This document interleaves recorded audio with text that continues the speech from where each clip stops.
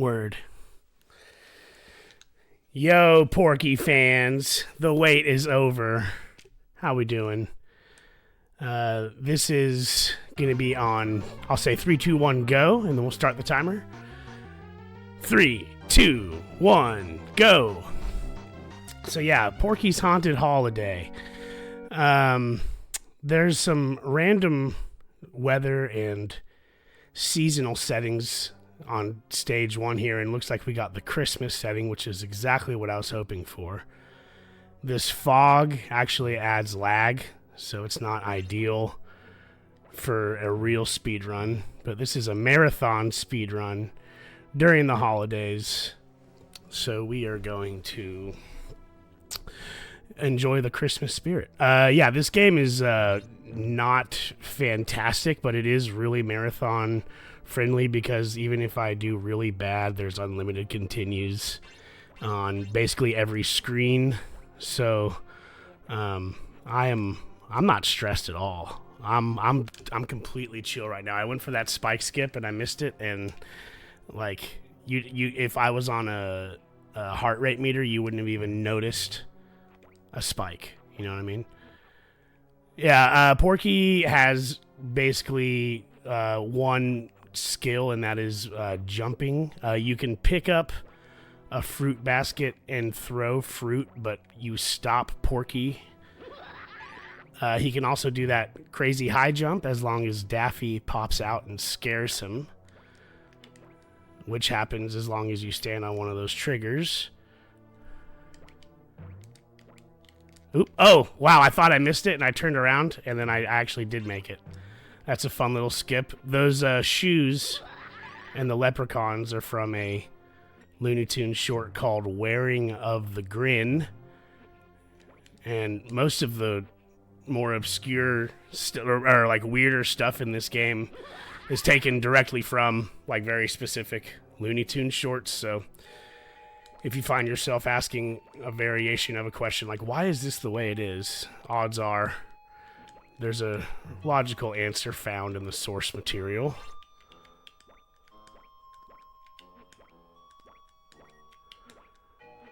Oh shit, that's alright. Well, I asked Slormer, I was like, hey, you want to do commentary for this Porky run, for this Dave event?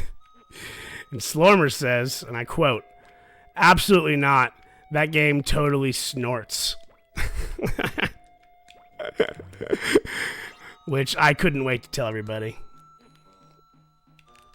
That was confidential. Too bad.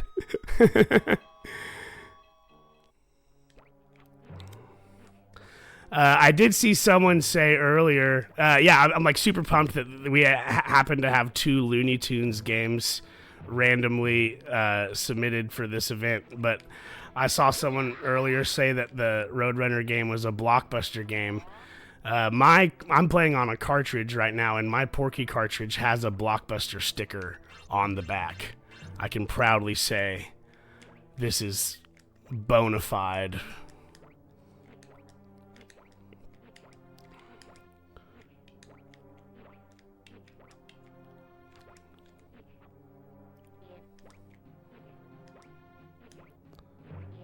These potions allow you to float, and I'm not going to worry about those hearts because I just need these.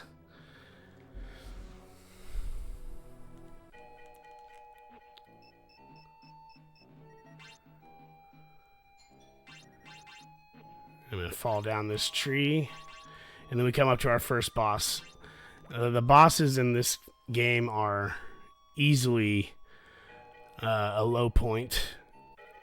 Especially this one. You can only damage him when he takes off his hat,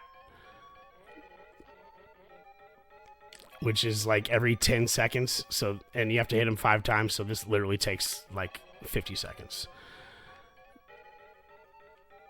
And he doesn't even like have a hitbox. Those things that he throws has a hitbox, so there's not even like any dodging that you have to do. It's... But we'll get through it together. Huge shout out to Dave for putting this on. I've done one of these events with Dave before where I ran 2 games, Kickle Cubicle and Cybernator. And raising money for charity with speed runs is one of the favorite things that I've ever done with my life. So the opportunity to do this again was really cool. I'm super pumped to be able to do it. So that was stage 1. Truly one of the... What up, Button Mash? How you doing?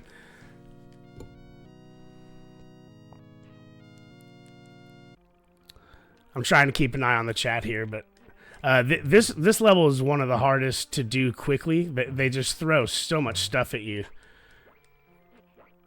And I want to try to avoid taking as much damage as possible, which is not going very well. So I'll take this checkpoint here.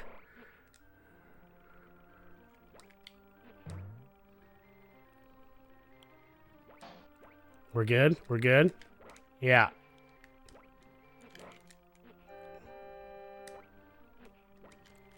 Ooh.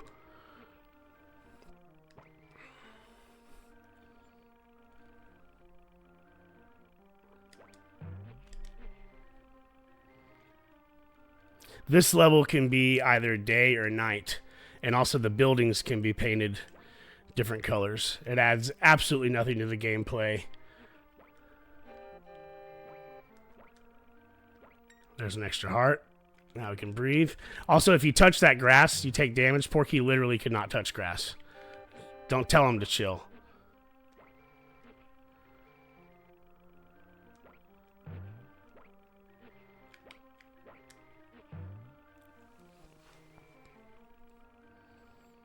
This is a door maze here.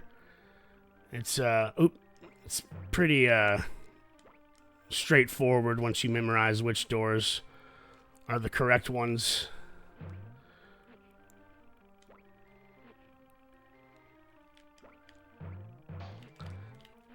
That Looney Tunes short, Wearing of the Grin, that the leprechauns are taken from, is where also this game takes Porky's death and respawn animation, which I'm sure you'll see at least several more times.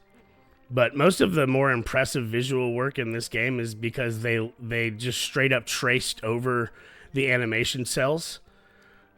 So it looks its best when it's a straight up rip off of the source material, which is fine. Now this boss is one of the more questionable ones here. Sam's gonna shoot his bullets, and our goal is to drive them off the screen and let them run out of ammo.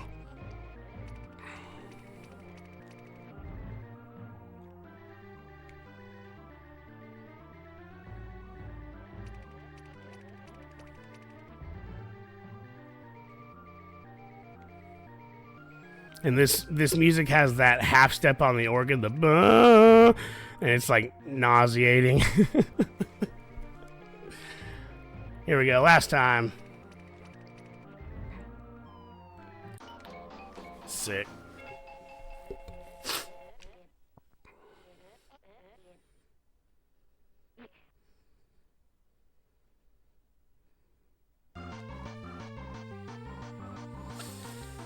So this level is Atlantis, and it's the first one where I honestly don't know where most of the like characters and reference that in this episode. I think they're all entirely original for the game. I haven't been able to find much Atlantis stuff in the Looney Tunes lore.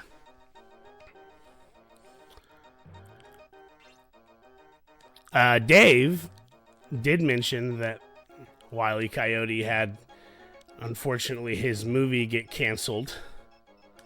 But just yesterday, a trailer for a new Porky Pig and Daffy movie feature length in theaters, hand animated, called The Day the Earth Blew Up. And I kid you not, there are several shots in the trailer that look straight up lifted from this game. I made screenshot comparisons, and I don't really have a way to share them right now, but I saw it at like 2 in the morning, and I was like, oh, oh, oh, oh.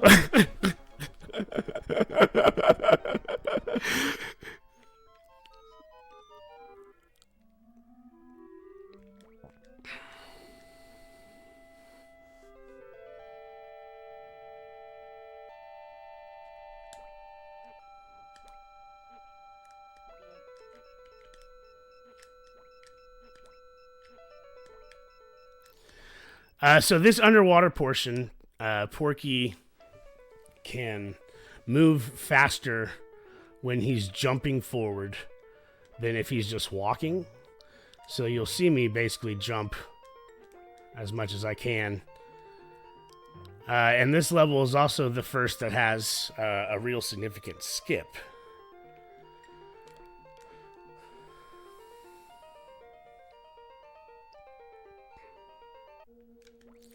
There's a little mini skip up here where you jump on this guy and bounce up to this second story here, which literally saves you like 5 minutes or more in a casual playthrough, because you're supposed to go all the way over and come back around. But then there's a camera button on the controller, and if you manipulate the camera while you're on one of these bubbles, you can clip through floors and ceilings. Now, there's only a few parts in this game where bubbles happen, so this isn't really a trick that comes in handy throughout most of the game, but in this level, it surely does.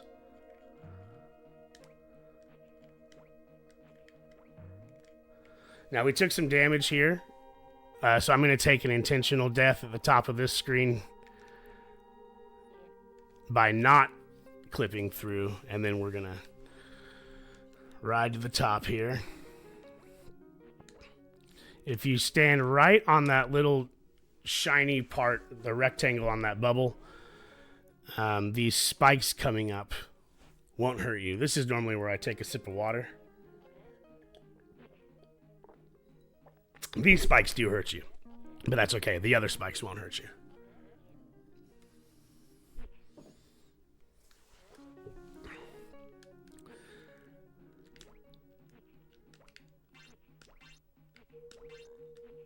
What up, Thumb?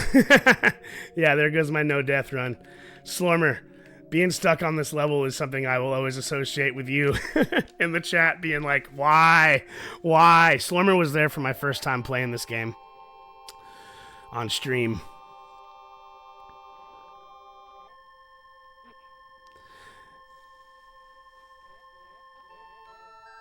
Germ, what up?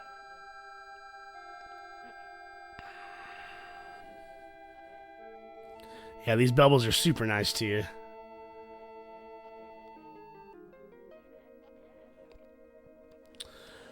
Alright, so here comes another boss that's pretty disappointing. My least favorite part about this boss is the way that they didn't add any sound design when you jump on his head. There's like no satisfying bonk or thwack or anything that really lets you know that you did damage. All you do is you see his face go bleh. Bleh.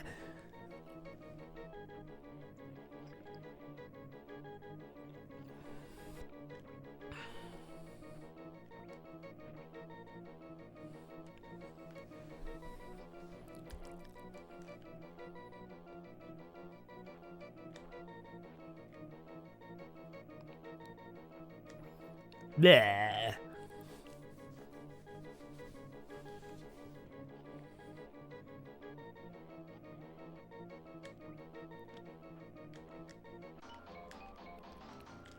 And then you can kind of, once the boss is dead, you can kind of glitch out on this water. Yeah, it would make this game so much better.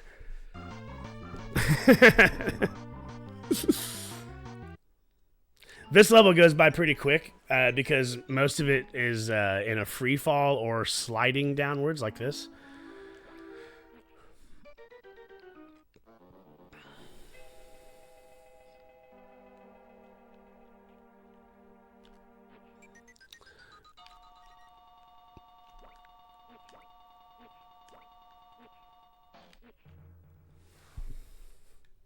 This is probably the best level.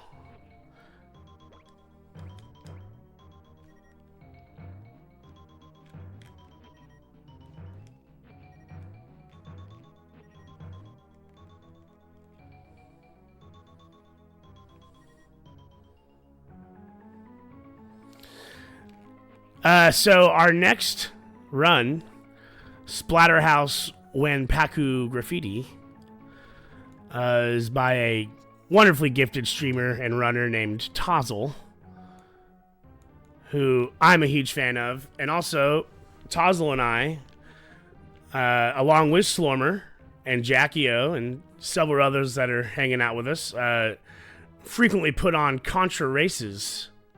We're all Contra speedrunners, Contra lovers, Contra obsessors. And yeah, Contra races are a thing that we used to do very frequently, like once a month at least. And we've taken a little bit of a hiatus, and we are about to do our first event in a year next week. And we're super excited about it. And Tozzle is going to be joining me on commentary while we watch several of literally the world's best Contra racers race NES Contra. And I'm very excited about it. I'm very excited for Tozzle's run coming up here after mine too, because like I said, she's really good.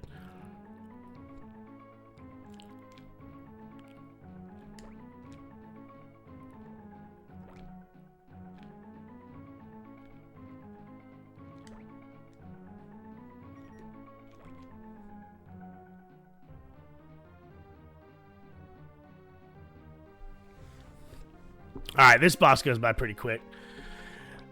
I think there's a few. There's definitely one called Hide and Go Tweety, but I think there's a few Looney Tunes cartoons where you see a Mr. Hyde version of Tweety Bird pop up.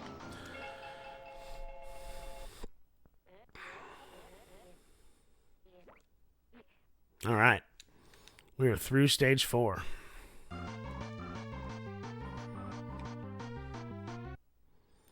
Stage 5, the Alps.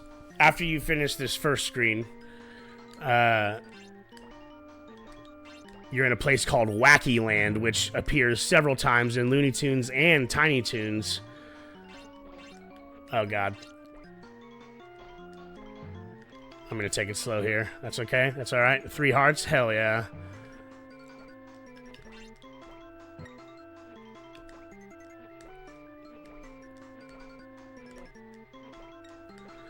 But yeah, Wacky Land is like super psychedelic. It was basically the animators of Looney Tunes going like, let's get as trippy as possible. And this particular incarnation is based off of the appearance in a short called Doe for the Dodo, where Porky is trying to track down the elusive dodo bird. And you're about to see what Wacky Land looks like after we get through this abysmal auto-scroller screen.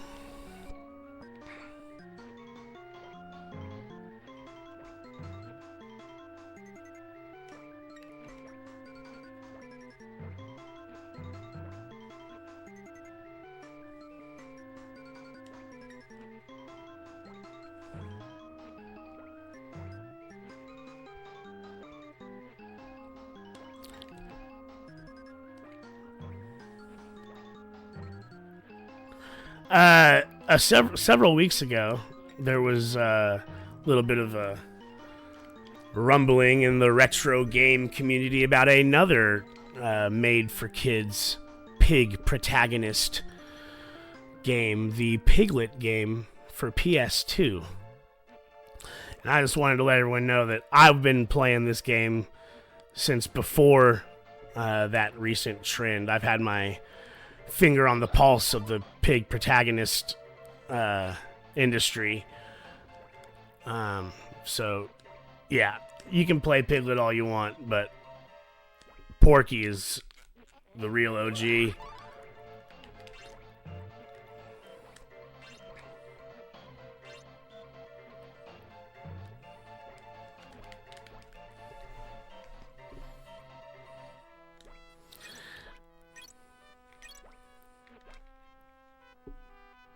Yeah, totally jumped up, right? Wild. Snorts. One of these screens, this one right here, is one of the harder ones. Get me to the carrot. Nice. As long as you can get to that carrot in time. You gotta take a damage right here because you want to jump and land on that platform. It should be good. Keep moving. Move, move, move, move, move. Oh, God. There we go. We're good.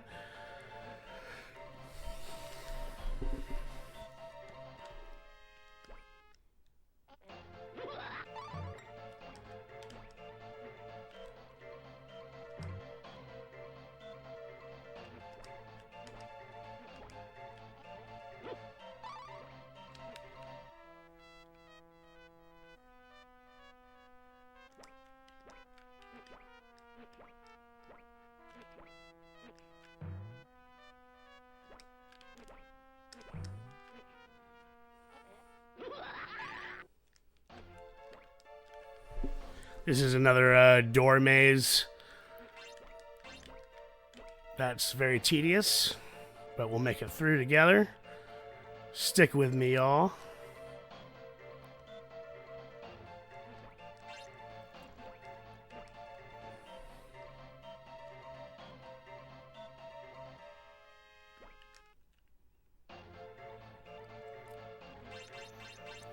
I've practiced this game, you know, preparing for this event, and woken up at, 2, 3 in the morning with this specific song stuck in my head.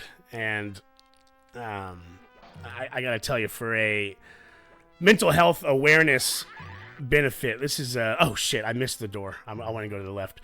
This is a interesting choice of a game to expose myself to.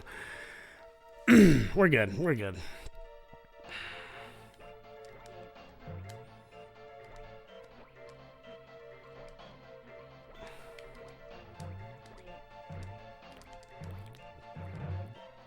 Ooh, that's all right. Hey, there was that cool death animation though, and we'll see me spawn in with it too. There it is.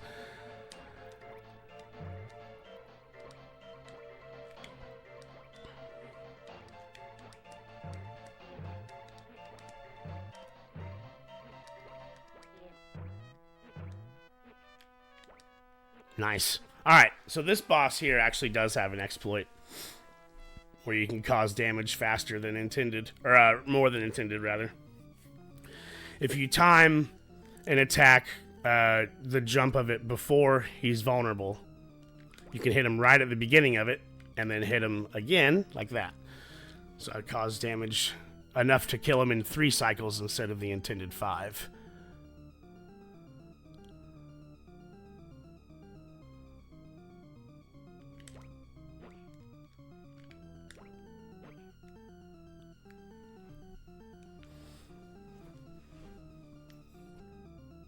Bleh.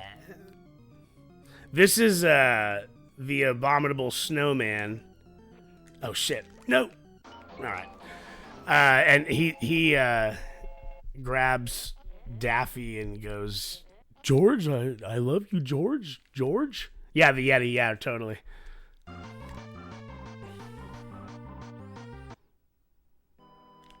This is the last stage. We're doing great. This one has a pretty fun skip in it, too. Not as cool as clipping through the walls and ceilings, or the floors and ceilings like in Stage 3, but there's a floor coming up here that I'll fall through for a secret room, but instead of walking through the secret room, I'm just going to walk out the entrance. So the floor I want to fall through is right up here. And then I'm just going to walk out the entrance. And that's going to warp me to the inside of this castle here. Which saves, a little bit of time. Not having to get to the castle the long way. Isn't that sexy? Porky tech.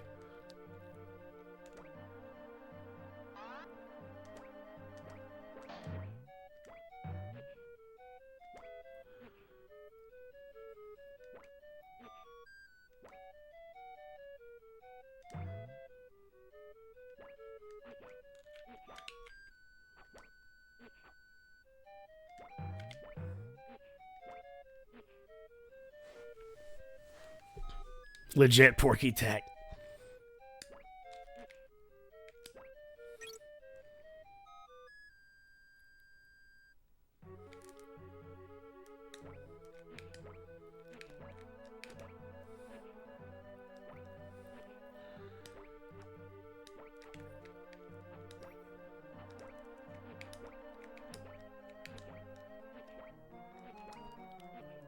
So if you go up there and go for that safety heart, it causes a lot of lag because it loads the sprites from all that stuff on the above level too.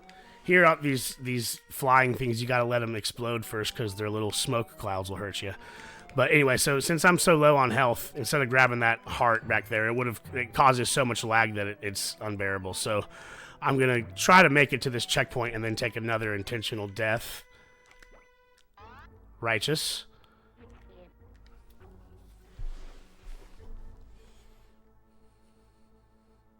And then this part is legitimately the hardest part in the game, just to do without dying.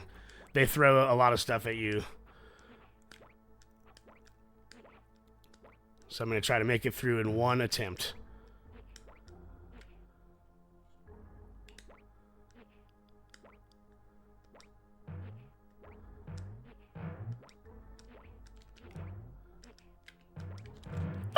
Oh my god. Yeah, it's faster to just take a death here and start at my checkpoint. Wonderful.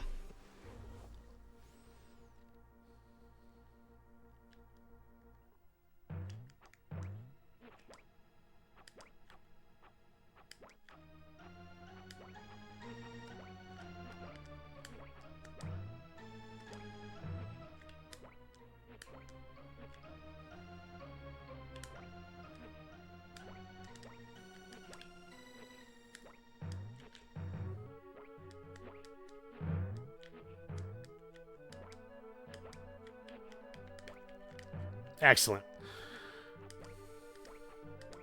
One more little challenging bout here. But I have enough health that I'm probably just going to tank it. Yeah. Perfect. Perfect.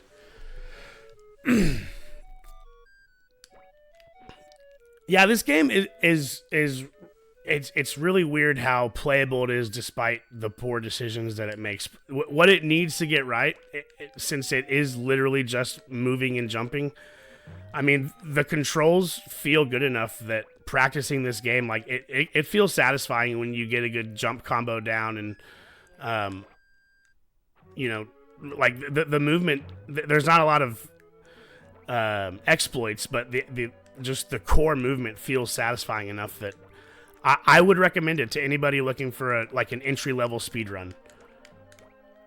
The bosses are abysmal, and the music will torture you. But the runs will not. And when you do that stage 3 casually and spend so much time on it, and then you learn that there's a really simple trick that makes it one of the fastest levels, that alone was the run's redeeming grace for me. I was like, oh, that's totally done.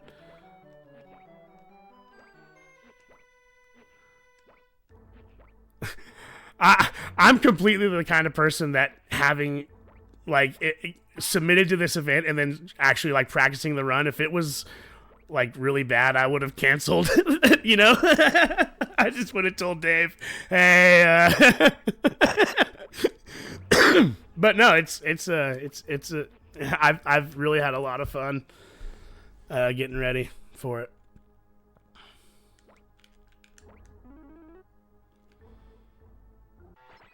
All right, so here's the final boss. This is easily one of the most questionable parts of the game. So there's this robot that Daffy has programmed to chase you. It's only vulnerable when it's at this top floor, but you have to not be in its field of vision. So the only way to stay out of its field of vision is to jump on Daffy's head and just repeatedly jump on this robot whenever it comes up to the top story. So I'm just gonna. Oh, you can also jump on his lap too. Yeah, there you go. One more time. Oh, I missed my chance because I was goofing around. There we go. All right, get ready to stop time when the screen fades to black here. And time. Sub 30. I'll take it. Fantastic.